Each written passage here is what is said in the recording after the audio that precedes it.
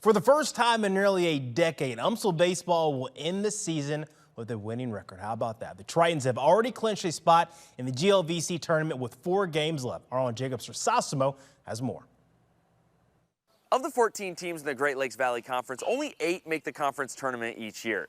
And in the last decade, UMSL has not been one of those 8 teams until now. It's been quite a journey to get here, to say the least. First couple years here was a little rough. Wins were not as common when Jack Rhodes and Mitchell Green stepped on campus at UMSL 4 years ago. When I got here, there was not a whole lot of culture, so we really had to build that from the ground up.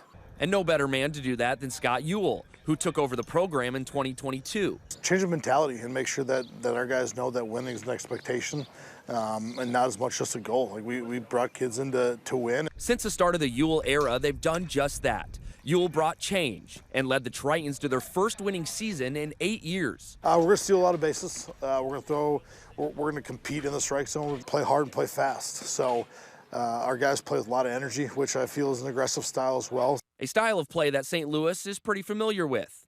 But it's not just playing something similar to Whitey ball, it's how Eul's changed the identity of the UMSL program. The whole culture, I would say, the way that he runs everything, from the guys that he recruits, everybody that comes in knows that this program and this culture is going to be a winning culture moving forward no matter what. This season, the Tritons are postseason bound for the first time in 10 years, something that's many years in the making and a perfect way for Rhodes and Green to end their collegiate career.